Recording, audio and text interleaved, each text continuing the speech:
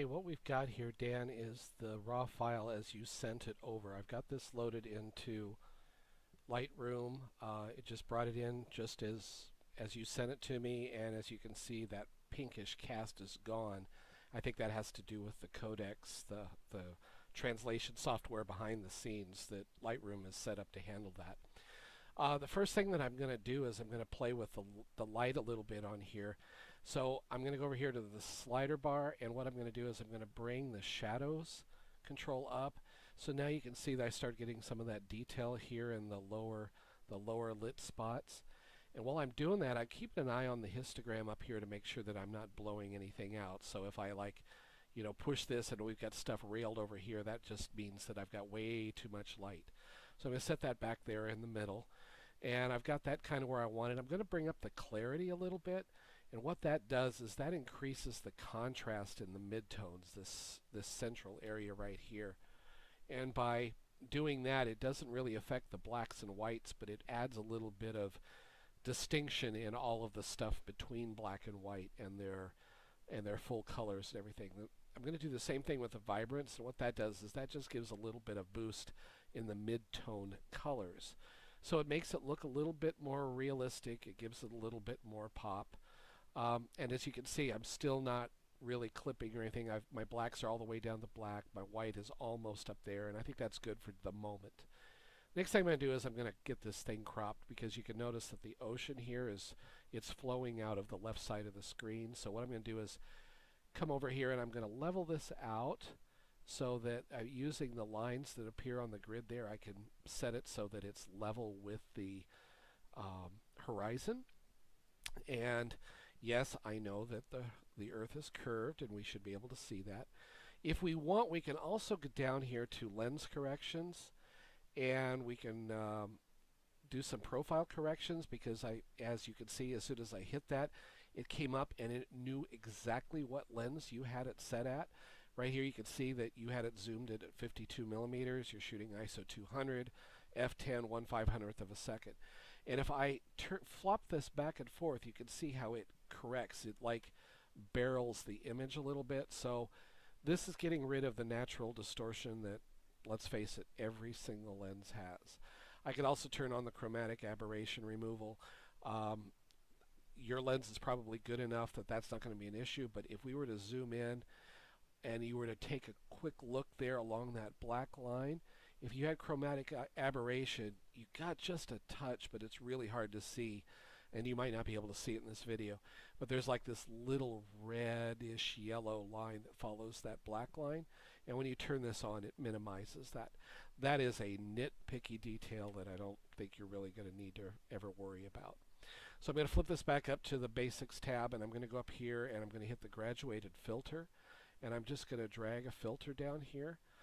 Now the filter always comes in from the top, and then when it gets to this black point, that's where the graduation begins. So I'm going to move the graduation down so that it's right above the mountains, and then it'll just kind of fade to nothing here.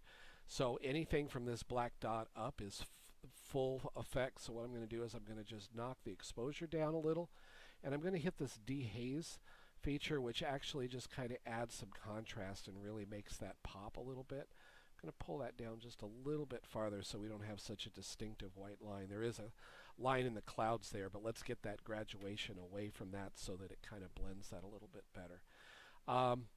If we had any blue sky popping through here, sometimes when you use that dehaze, the blue gets almost unnatural, so I usually turn the saturation down while I'm in the filter, and it only affects the filtered area, but I think that looks pretty good.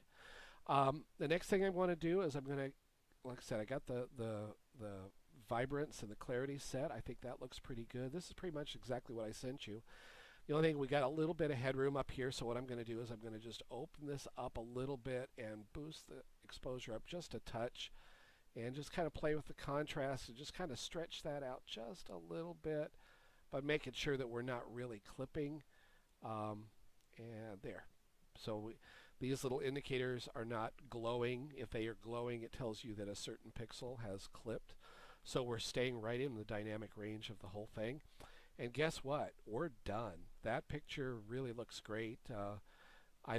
I might crop it a little bit. I mean, that's up to you. What I would probably do is I would probably pull this crop up so this bottom thirds is along that line, and I probably would pull a little bit of the sky out and maybe just a little bit come in from the left, so it's maybe actually come in from the right a little bit too, something along those lines.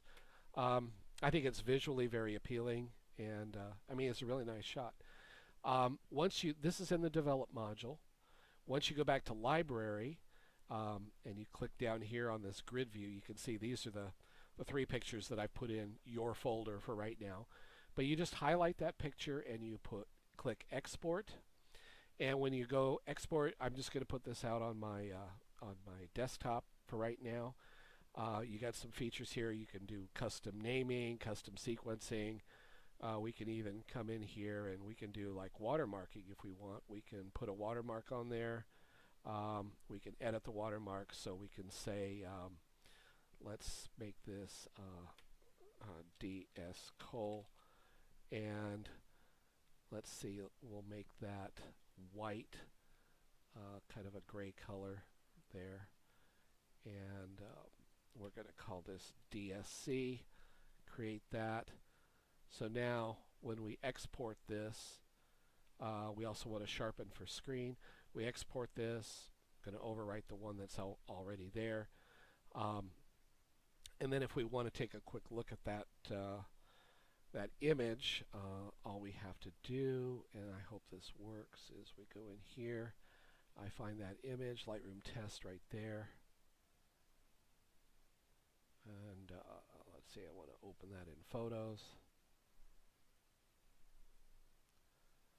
And there it is, copyright 2017. We can change the size of that. But anyway, this gives you a quick idea there of what we can do.